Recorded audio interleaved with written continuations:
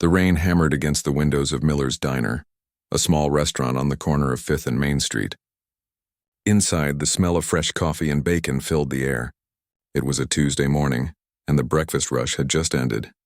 Sarah Mitchell wiped down the counter for the third time that hour, her tired eyes scanning the nearly empty diner. Sarah had been working at Miller's Diner for almost 6 years. She was a black woman in her late 30s, with kind eyes and a warm smile that could light up even the gloomiest days. Her uniform was always neat, her apron spotless, and her hair tied back in a simple bun. She took pride in her work, even though the pay was barely enough to cover her bills and support her 2 children at home. The diner was not fancy. The red vinyl booths had cracks in them, and the floor tiles were faded from years of foot traffic. But it was clean and the food was honest and filling. Sarah knew every regular customer by name, remembered how they liked their coffee, and always had a kind word ready for anyone who walked through the door. On this particular morning, Sarah noticed an old man struggling to open the front door. He was in a wheelchair, his thin frame hunched forward as he pushed against the heavy glass door. Sarah immediately dropped her cleaning cloth and rushed to help him. She held the door open wide and smiled at him warmly. "Good morning, sir. Let me help you with that," she said gently. The old man looked up at her with grateful eyes. His face was weathered and lined with age, and his clothes were worn and slightly damp from the rain. He wore an old jacket that had seen better days, and his shoes were scuffed and faded. He wheeled himself inside slowly, his hands shaking slightly as he gripped the wheels of his chair. "Thank you, young lady," he said in a soft, raspy voice. Not many people stop to help an old man these days. Sarah guided him to a booth near the window, one that had enough space for his wheelchair. She moved a chair aside and made sure he was comfortable before handing him a menu. The old man studied it carefully, his fingers trembling as he held the plastic-covered paper. "What can I get for you today?" Sarah asked, pulling out her notepad. The old man hesitated. He looked at the prices on the menu, then looked down at his hands. Sarah could see the worry in his eyes, the way his jaw tightened with embarrassment. She had seen that look before, on the faces of people who wanted a meal but were not sure they could afford it. "Just a cup of coffee, please," he said quietly. Black, no sugar. Sarah knew that look too well. She had been in that position herself more times than she cared to remember. There were weeks when she had to choose between buying groceries and paying the electric bill. She understood what pride looked like when it was mixed with hunger. "Sir, our breakfast special is really good today," Sarah said kindly. 2 eggs, bacon, toast, and hash browns. It comes with unlimited coffee. "Would you like to try it?" The old man shook his head slowly. "Just the coffee is fine, thank you." Sarah nodded and walked back to the counter. She poured a cup of coffee and brought it to him, along with small containers of cream and sugar. Even though he had said he wanted it black, she also brought him a glass of water and set both down, gently on the table. Let me know if you need anything else," she said with a smile. The old man thanked her again and wrapped his hands around the warm coffee cup. Sarah went back to her duties, cleaning tables and refilling salt and pepper shakers. But she kept glancing over at the old man. He sat there for almost an hour, nursing that single cup of coffee, staring out the window at the rain. The lunch rush was about to begin. Sarah could see a few customers pulling into the parking lot. She looked at the old man again and made a decision. She walked to the kitchen and spoke to the cook, a middle-aged man named Pete who had worked at the diner even longer than she had. "Pete, can you make me a full breakfast plate?" "The works. And add a slice of apple pie, too." Pete raised an eyebrow. "For who?" "The lunch crowd wants burgers and sandwiches." "For the gentleman in the wheelchair by the window," Sarah said. "Put it on my tab." Pete looked at her with concern. "Sarah, you know you can't afford to be paying for other people's meals." "You've got your own kids to feed," Sarah smiled. "I know, Pete, but look at him. When was the last time that man had a proper meal? Just make it, please." Pete shook his head but smiled. He knew Sarah's heart was too big for her own good. He fired up the grill and started cooking. Within minutes, the smell of sizzling bacon and eggs filled the kitchen. Sarah prepared a tray with orange juice, more coffee, and all the fixings. When the food was ready, she carried it carefully to the old man's table. The old man looked up in surprise as Sarah set the large plate in front of him. His eyes went wide, and for a moment he seemed unable to speak. "Miss, I only ordered coffee," he stammered. "I know," Sarah said gently, "but I thought you might be hungry. This one is on me. Please enjoy it." The old man's eyes filled with tears. His lip trembled, and he looked down at the food, then back up at Sarah. "Why would you do this for me? You don't even know me." Sarah pulled up a chair and sat down across from him for just a moment. "Sir, we all need help sometimes. There have been plenty of times when someone helped me when I needed it most. Today I can help you. That's reason enough." The old man wiped his eyes with a paper napkin. "What's your name, young lady?" Sarah Mitchell." "I'm Henry," he said, his voice thick with emotion. "Henry Thompson. And I will never forget your kindness, Sarah Mitchell." Sarah patted his hand gently and stood up. "You enjoy that meal, Mr. Thompson. Take your time." She walked back to the counter as more customers began to arrive. The lunch rush kept her busy for the next 2 hours. She took orders, served food, refilled drinks, and cleared tables. Every now and then she glanced over at Henry. He ate slowly, savoring every bite. When he finished, he sat back in his wheelchair with a satisfied look on his face. The first real smile she had seen from him, when Sarah brought him the check, which only showed the cost of 1 cup of coffee. Henry reached into his pocket and pulled out a few crumpled dollar bills. He counted them carefully and left them on the table as a tip, even though it was probably all the money he had. "Thank you, Sarah," he said as she helped him toward the door. "You have a beautiful soul. God bless you." "You take care of yourself, Mr. Thompson," Sarah said, holding the door open for him. "You come back any time, you hear?" Henry wheeled himself out into the afternoon drizzle. Sarah watched him go down the sidewalk, his old wheelchair squeaking with each turn of the wheels. She felt a warm feeling in her chest, the kind that comes from doing something good without expecting anything in return. She went back inside and cleared Henry's table. Along with the dollar bills, he had left a small note on a napkin. It read, "An angel in a diner. Thank you for seeing me when others looked away." Sarah folded the napkin carefully and put it in her apron pocket. She did not know it then, but that simple act of kindness was about to change her life in ways she could never have imagined. Sometimes the smallest gestures create the biggest ripples, and what Sarah had done that rainy Tuesday morning would soon come back to her in the most unexpected way. The rest of her shift passed normally. She served the usual crowd, dealt with the usual complaints about food being too cold or too hot, and smiled through the exhaustion that came from being on her feet all day. When her shift finally ended at 3 in the afternoon, she hung up her apron, said goodbye to Pete and the other staff, and headed out into the damp evening air. Her bus ride home took 40 minutes. She lived in a small apartment on the other side of town with her 2 children, Marcus and Tanya. Marcus was 10 years old and loved basketball. Tanya was 7 and wanted to be a teacher when she grew up. Sarah was raising them alone after their father had left 3 years earlier. Every day was a struggle, but she never let her children see her worry.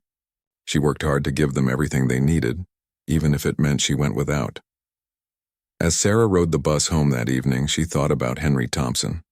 She wondered where he lived, if he had family, if anyone was taking care of him. She said a quiet prayer for him, hoping that he would be safe and warm tonight. Then she closed her eyes for just a moment, resting before she had to go home and be mom again, strong and steady for her children who depended on her for everything. 3 days had passed since Sarah had helped Henry Thompson at the diner. Life had continued as it always did, with the same routine of work, home, and taking care of her children. She had almost forgotten about that rainy Tuesday morning, buried under the weight of bills, parent-teacher conferences, and the constant juggling act that was her life. It was Friday afternoon and the diner was packed. The weekend crowd always came in hungry and impatient. Sarah moved quickly between tables, balancing plates on her arms, remembering orders without writing them down and keeping a smile on her face even when customers were rude or dismissive. Her feet ached and her back hurt, but she pushed through it. She needed this job, and she needed the tips that would help her make rent at the end of the month. The front door chimed, and Sarah looked up from the order she was taking. A man had just walked in, and he immediately caught her attention. He was tall and well-dressed, wearing an expensive-looking dark suit and a crisp white shirt. His shoes were polished to a shine, and his watch caught the light as he moved.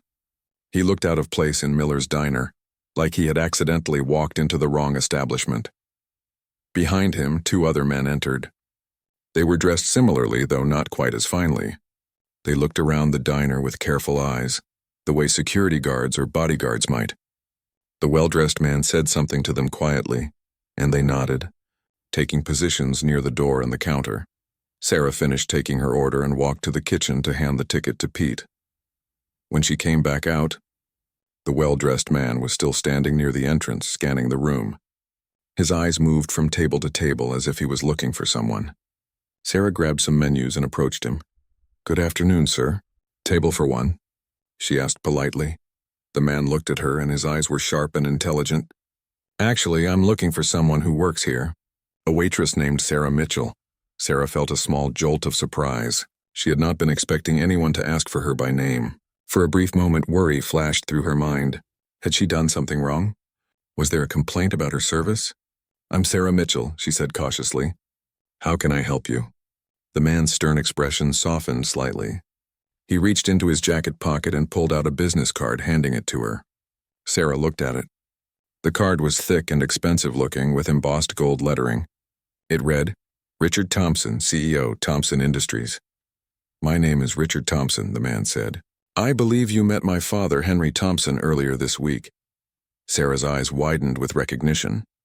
"Mr. Thompson?" Yes, I did. Is he okay? Is something wrong?" Richard shook his head. "He's fine.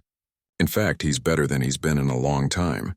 May we sit down? I'd like to talk to you if you have a moment." Sarah glanced around the busy diner. Her manager, Mr. Miller, was watching from behind the counter with a curious expression. Sarah caught his eye and he gave her a small nod, indicating she could take a few minutes. She led Richard to a quiet booth in the corner, away from the noise and bustle of the lunch crowd. The two men who had come with him remained standing near the entrance, watching but not interfering. They sat down across from each other. Sarah felt nervous under Richard's gaze. He was clearly a powerful man, someone who was used to boardrooms and important meetings, not diners with cracked vinyl seats and laminated menus. "Miss Mitchell," Richard began, "my father told me about what you did for him on Tuesday. He said you bought him breakfast when he couldn't afford it. He said you treated him with kindness and dignity when most people barely noticed he existed." Sarah felt her cheeks grow warm. It was nothing, really. "He looked like he needed a meal, so I gave him one. Anyone would have done the same." Richard smiled, but it was a sad smile. "That's where you're wrong, Miss Mitchell. Not everyone would have done what you did. In fact, my father has been testing people for the past 2 months, and you're the first person who showed him genuine kindness, without knowing who he was." Sarah frowned, confused. "Testing people? I don't understand." Richard leaned back in the seat. "My father is a very wealthy man, Miss Mitchell. Or he was before he retired and handed the company over to me. Thompson Industries is one of the largest manufacturing companies in the country. My father built it from nothing, working his way up from poverty. But in recent years he became disillusioned. He felt that people only valued him for his money, not for who he was as a person." Sarah listened quietly, still not understanding where this was going. 2 months ago, Richard continued, my father decided to do something unusual. He wanted to see how people treated someone who appeared to have nothing. So he started going to different places around the city, dressed in old clothes, pretending to be just another struggling elderly man. He went to expensive restaurants, coffee shops, stores, even churches. Everywhere he went, he was either ignored, treated rudely, or asked to leave. Sarah felt a pang of sadness in her chest. She thought about Henry sitting alone in that wheelchair, counting his coins, too proud to ask for help. "But then he came to your diner," Richard said, his voice growing softer, "and you didn't ignore him. You didn't judge him. You saw him as a human being who needed help, and you helped him. You paid for his meal out of your own pocket, even though my father could see from your uniform and your hands that you work hard for every dollar you earn."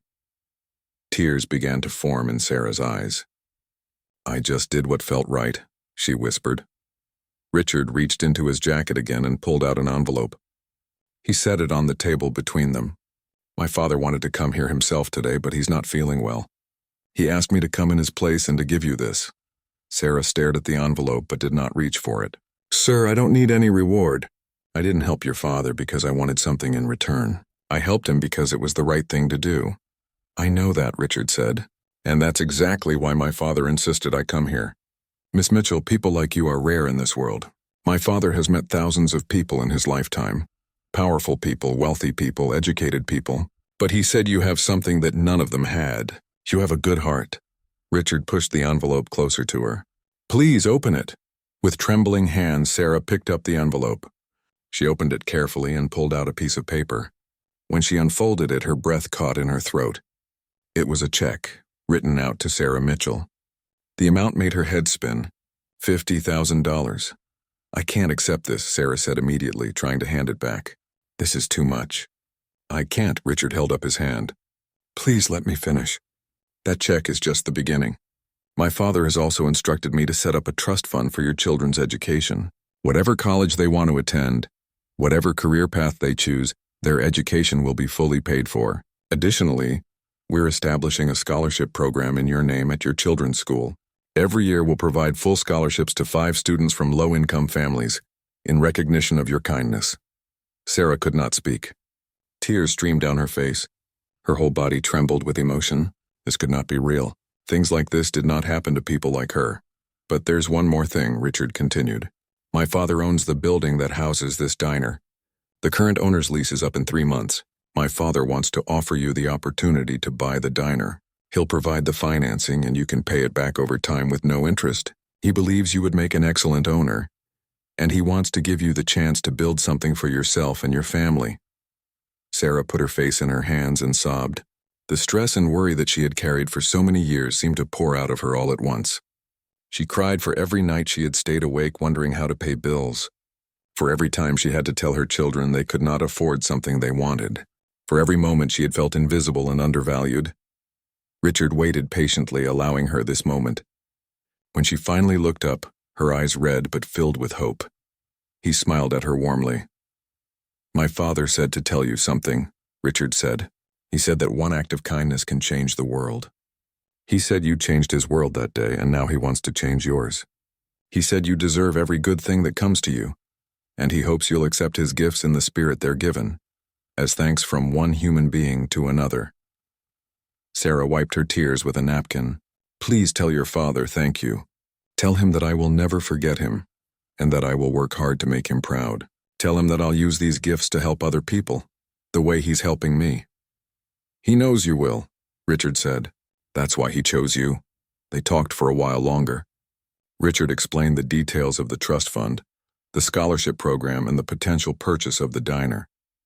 He gave her the contact information for his lawyers and accountants, who would help her with all the paperwork and legal matters.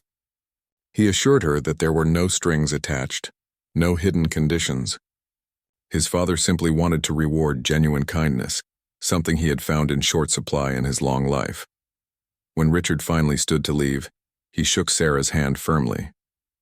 My father also wanted me to tell you that you're welcome to visit him any time.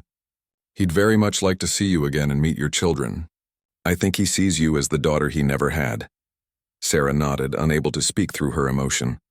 She watched as Richard and his 2 companions left the diner. Through the window, she saw them get into a sleek black car and drive away. She stood there for a long moment, clutching the envelope in her hands, trying to process everything that had just happened. The weekend that followed Richard Thompson's visit felt like a dream to Sarah. She kept the check hidden safely in her purse, afraid to even look at it too many times in case it somehow disappeared or turned out to be a mistake. She told no one about what had happened, not even her closest coworker at the diner. She needed time to think, to process, to make sure this was really happening before she shared the news with anyone. On Saturday morning, Sarah found herself standing in front of the bathroom mirror in her small apartment, staring at her own reflection. The same tired eyes looked back at her, the same worry lines on her forehead, the same woman who had been struggling to make ends meet for as long as she could remember. But something was different now. There was hope in those eyes, a light that had been dim for so long. Her children were still asleep in the small bedroom they shared. Sarah walked quietly to their room and stood in the doorway watching them sleep. Marcus was sprawled out with one leg hanging off the bed, his basketball tucked under his arm even in sleep. Tanya was curled up like a kitten, her favorite stuffed bear held close to her chest. Sarah felt her heart swell with love and gratitude. These 2 beautiful souls were her entire world, and now she had the chance to give them a future she had only dreamed about. On Monday morning, Sarah made the phone call that Richard Thompson's assistant had instructed her to make. She spoke with a woman named Patricia, who was polite and efficient, treating Sarah like she was someone important rather than just another caller. Patricia scheduled an appointment for Sarah to meet with the Thompson family lawyers on Wednesday afternoon. She also confirmed that the trust fund paperwork was already being prepared and that someone would be in touch regarding the diner purchase. Sarah took a personal day from work on Wednesday, something she rarely did. She told Mr. Miller that she had an important appointment and promised to make up the hours later. She dressed in her best outfit, a simple navy blue dress that she usually saved for church, and took the bus downtown to an address Patricia had given her. The building was massive and made of glass and steel, rising high into the sky. Sarah felt small as she entered the lobby with its marble floors and modern furniture. A security guard directed her to the elevators, and she rode up to the 23rd floor, her stomach fluttering with nervousness. The law office was elegant and professional. A receptionist greeted her warmly and offered her coffee while she waited. Sarah sat in a leather chair that was more comfortable than her couch at home and tried not to feel out of place. After just a few minutes, a woman in a sharp business suit came out to meet her. "Ms. Mitchell, I'm Jennifer Hayes, one of the senior attorneys here. Mr. Thompson has asked me to personally handle your case. Please come with me." Jennifer led Sarah to a conference room with a long wooden table and windows that looked out over the city. Another attorney was already there, along with a financial advisor and a man who introduced himself as the accountant who would be managing the trust fund for Sarah's children. For the next 2 hours, they went over every detail. Jennifer explained that the $50,000 check was a gift with no tax implications, structured in a way that Sarah would not have to worry about any legal complications. The trust fund for Marcus and Tanya was substantial enough to cover not just undergraduate degrees, but also graduate school if they chose to pursue it. The scholarship program in Sarah's name would be administered by a foundation that Thompson Industries had established, so Sarah would not have to worry about managing it herself, though she would have input on the selection criteria for recipients. When they discussed the diner, Jennifer laid out several options. Sarah could purchase it outright with financing provided by Henry Thompson, or she could enter into a partnership arrangement where Thompson Industries would remain partial owners while Sarah learned the business. The terms were incredibly generous, designed to set Sarah up for success rather than to profit Thompson Industries. "I don't understand why he's doing all this," Sarah said at one point, her voice breaking slightly. "I just bought him breakfast." "It was one meal," Jennifer smiled kindly. "Ms. Mitchell, Mr. Henry Thompson has more money than he could spend in 10 lifetimes. What he doesn't have is faith in humanity. What you gave him that day at the diner wasn't just a meal. You gave him hope that good people still exist in this world. You can't put a price on that." Sarah signed document after document, her hand cramping by the end of it.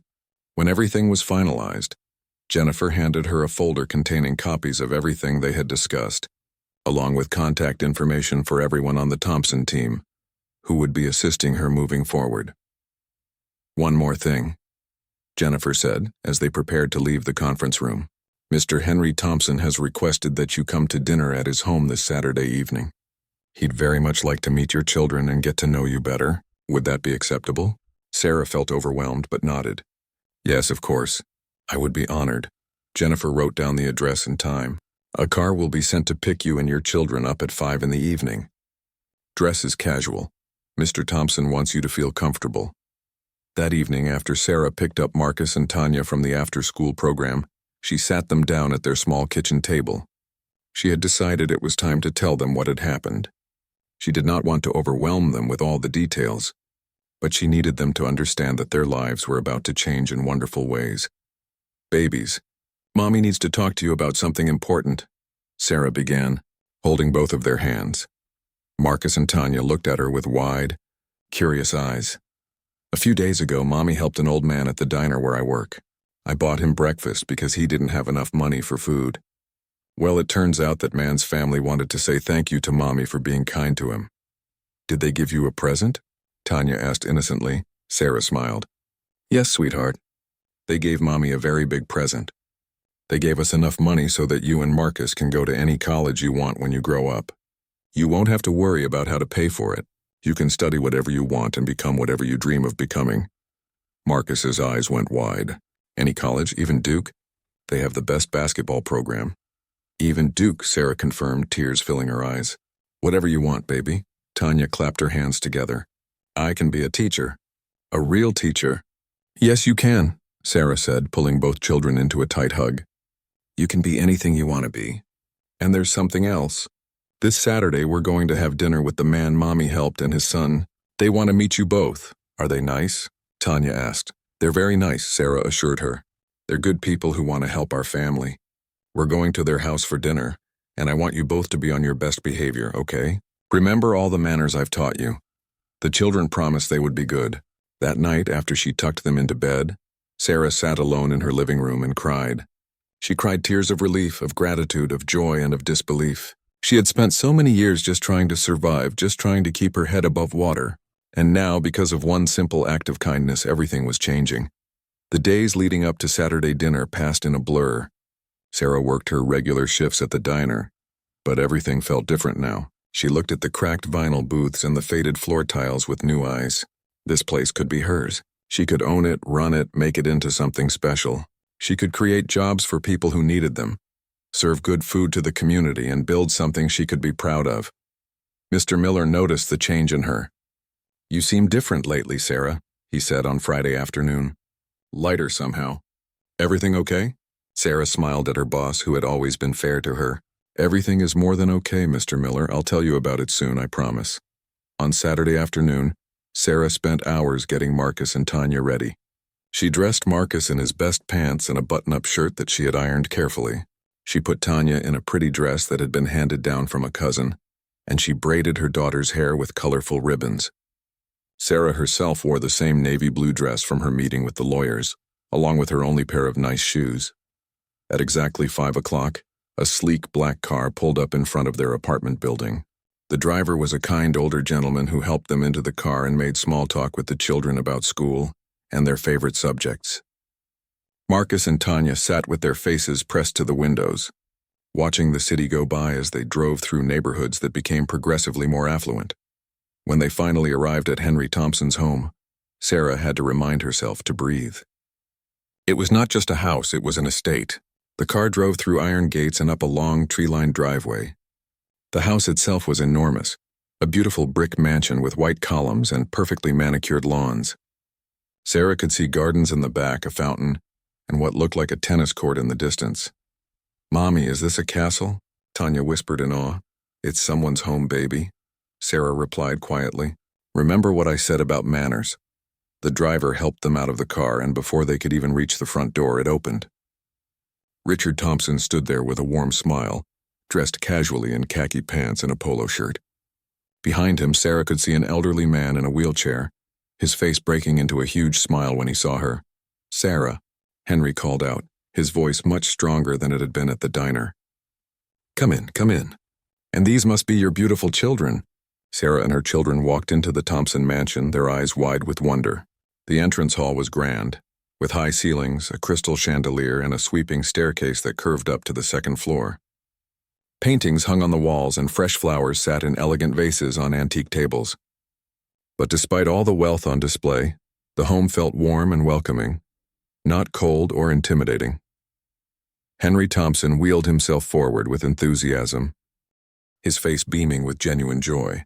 He looked completely different from the frail, struggling man Sarah had met at the diner.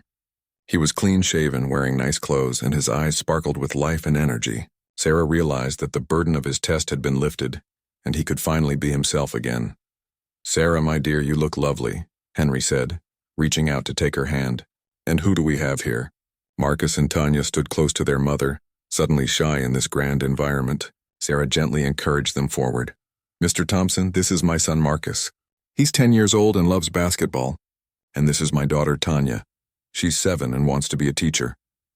Henry shook hands with Marcus solemnly, treating the boy with the same respect he would give an adult. Basketball, eh? I used to play a bit myself back in the day.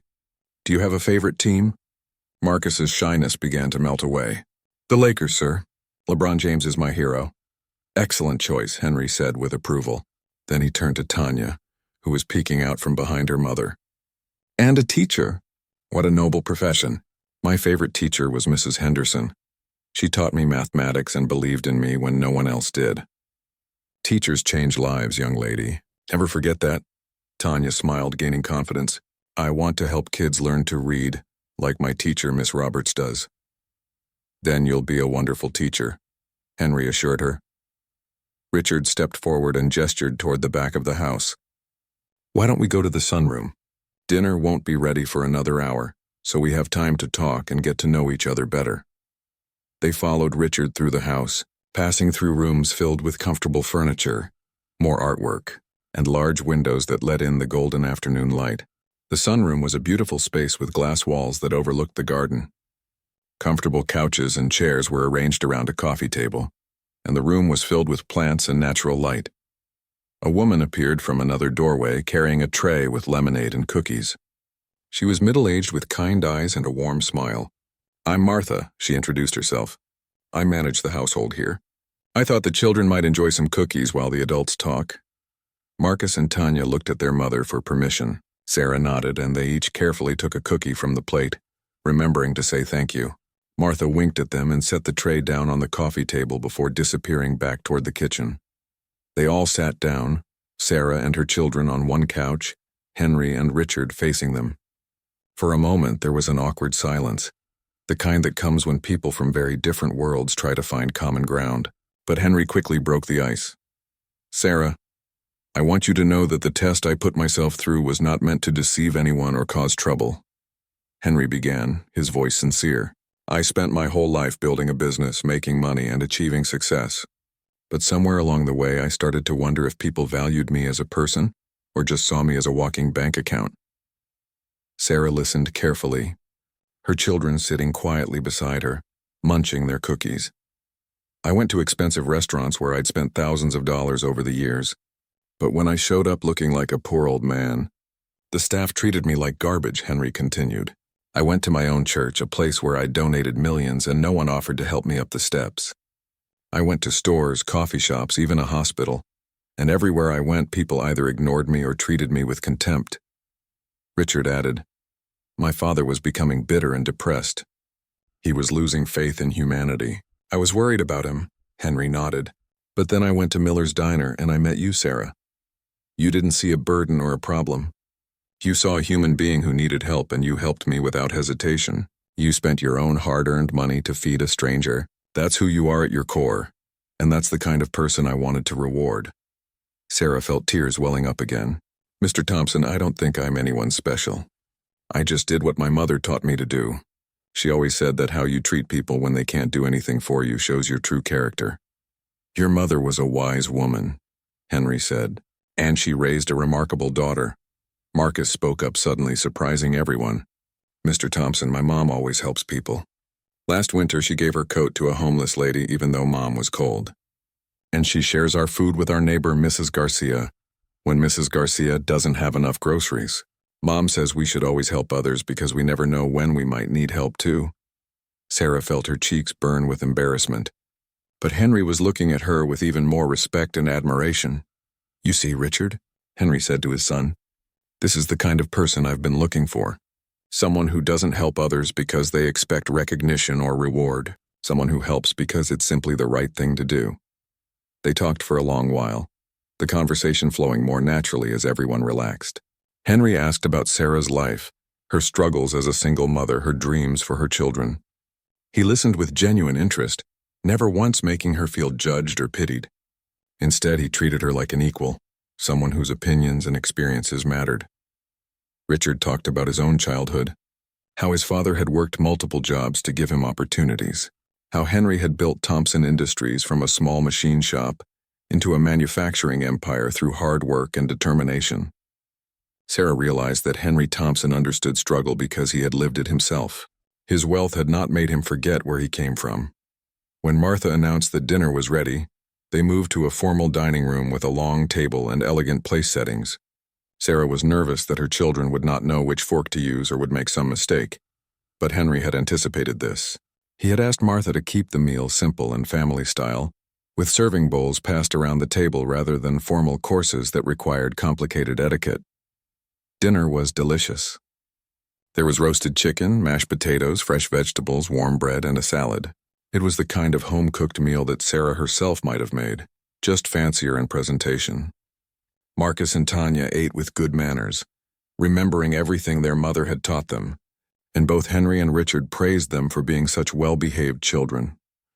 Over dinner, Henry told stories about his life, He talked about growing up poor during the Great Depression, about his first job shining shoes for nickels, about meeting his late wife Eleanor at a church social and knowing immediately that she was the one for him. He spoke about building his business, about the failures and successes, about the lessons he had learned along the way. The most important lesson, Henry said, looking directly at Sarah, is that money means nothing if you don't use it to make the world a little better. Eleanor always told me that our wealth was a responsibility, not just a privilege. She would have loved you, Sarah. She would have seen in you the same qualities that I see. After dinner, they returned to the sunroom for dessert. Martha brought out a homemade apple pie with ice cream, and Marcus and Tanya's eyes lit up with delight. As they ate, Henry leaned forward and addressed Sarah seriously. Sarah, I want to talk to you about the diner.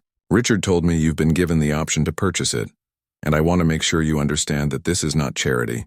This is an investment in someone I believe in. You have the skills, the work ethic, and the heart to make that diner into something special. I'm not giving you anything. I'm giving you an opportunity. Sarah set down her fork and looked at him steadily. Mr. Thompson, I'm grateful for everything you're doing for my family, more grateful than I can ever express. But I need to be honest with you. I'm scared.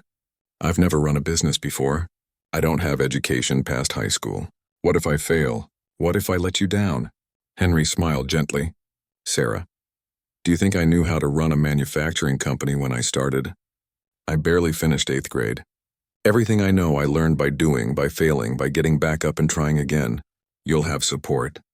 Richard will make sure you have access to business consultants, accountants, and advisors. You'll have training and resources, but most importantly, you have something that can't be taught. You have integrity, compassion, and determination. Those qualities will take you farther than any business degree ever could. Richard nodded in agreement. We're not throwing you into the deep end alone, Sarah. This will be a gradual transition. You'll work alongside the current owner for a few months, learning the business side of things. We'll set up proper accounting systems, review vendors and suppliers, and make sure you have everything you need to succeed. Sarah took a deep breath. Then I accept. I'll work harder than I've ever worked in my life to make this succeed. I promise you that. Henry reached across and patted her hand. I know you will. And remember, success isn't just measured in profits. It's measured in the lives you touch, the jobs you create, the community you serve. I have a feeling Miller's Diner is about to become something very special. As the evening drew to a close, Henry had one more surprise. He asked Martha to bring something from his study. She returned with a small velvet box and handed it to Henry. He opened it and pulled out a delicate gold necklace with a small pendant in the shape of an angel. This belonged to my Eleanor, Henry said softly. She wore it every day for 40 years. Before she passed away, she told me to give it to someone who reminded me of her. Someone with a good heart and a generous spirit. Sarah, I would be honored if you would accept this. Sarah's hands trembled as Henry placed the necklace in her palm. Mr. Thompson, I can't take something so precious. You already have, Henry said.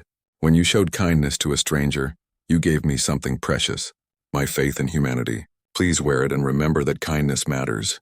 It always matters. Sarah fastened the necklace around her neck, tears streaming down her face. 6 months had passed since that life-changing dinner at the Thompson mansion, and Sarah's world had transformed in ways she could never have imagined. The transition had not been easy, but it had been worth every challenge. Every sleepless night spent learning about inventory management and profit margins. Every moment of doubt she had to push through. Miller's Diner now belonged to her. The official papers had been signed 2 months earlier, and Sarah Mitchell was now officially a business owner. She had kept the name Miller's Diner because it had history and meaning in the community, but she had added a subtitle on the new sign outside, where everyone matters. It was a promise she intended to keep. The diner had undergone some changes, though Sarah had been careful to maintain its essential character. The cracked vinyl booths had been repaired and reupholstered in a cheerful red color. The floor had been replaced with new tiles that were easier to clean. The kitchen had received updated equipment that made cooking more efficient and food safer. But the soul of the place remained the same. It was still a place where working people could get a good meal at a fair price, where everyone was treated with respect and dignity. Sarah had kept most of the original staff, including Pete the cook, but she had also hired 2 new waitresses and a part-time dishwasher. One of her new hires was a young woman named Jennifer, who had recently aged out of the foster care system and needed a job and a chance. The other was a grandmother named Dorothy, who needed to supplement her Social Security income. Sarah paid them fair wages, better than most diners in the area, and she offered benefits that included health insurance and paid sick days. She remembered too well what it felt like to work while sick, because she could not afford to lose a day's pay. On this particular Saturday morning, the diner was bustling with the breakfast crowd. Sarah moved through the space with confidence now, not just as a waitress but as the owner. She still waited tables, still refilled coffee cups, still chatted with regular customers. But she also checked inventory, reviewed the books, made decisions about vendors and suppliers, and handled the dozens of small decisions that came with running a business.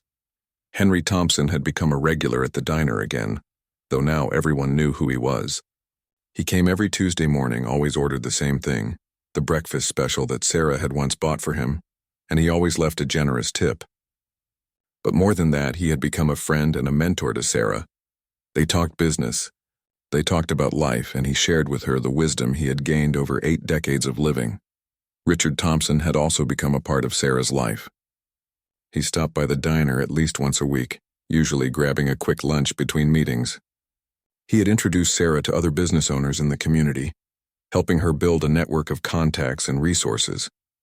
He had made sure she understood that the Thompson family was invested in her success, not just financially but personally. The scholarship program in Sarah's name had awarded its first round of scholarships 3 months earlier. 5 students from low-income families had received full funding for the upcoming school year. Sarah had been part of the selection committee, reading the applications and meeting the students. Seeing their faces light up when they learned they would be able to continue their education had been one of the most rewarding experiences of her life. It reminded her that generosity created ripples that spread far beyond the initial act. Her children were thriving. Marcus was doing better in school, no longer stressed about his family's financial struggles. He had joined a basketball league, and Sarah could now afford the fees, the uniform, and the shoes he needed. His confidence had grown and his grades had improved. Tanya was reading at a level well above her grade, and she talked constantly about becoming a teacher. Both children visited the Thompson mansion once a month for Sunday dinner, and they had developed a genuine bond with Henry, who loved having young energy around him. Sarah herself had changed in ways both visible and invisible. She carried herself differently now with the confidence of someone who knew her worth. She had enrolled in some online business courses and was learning about marketing, finance, and management. The worry lines on her face had softened, and when she smiled, it reached all the way to her eyes. She still worked hard, probably harder than she ever had. But now she was building something for herself and her family, rather than just surviving day to day. On this busy Saturday morning, Sarah noticed a young couple enter the diner with a small child. They looked tired and stressed, their clothes worn and slightly too big, as if they had lost weight recently. The man carried the toddler while the woman clutched a diaper bag that had seen better days. They stood near the door, looking at the menu posted on the wall, their faces tense with worry. Sarah felt a familiar tug in her chest. She recognized that look, that worry, that fear of not having enough. She walked over to them with a warm smile. "Good morning. Table for 3?" The man nodded. "Yes, please." "Somewhere quiet if possible. Our daughter tends to fuss a bit." "Of course," Sarah said, leading them to a corner booth away from the busiest section. She brought a high chair for the little girl and placed crayons and paper on the table to keep her entertained. "Can I start you off with some coffee?" The couple exchanged glances. "Just water for now," the woman said quietly. Sarah nodded and brought them water along with a small plate of crackers for the child.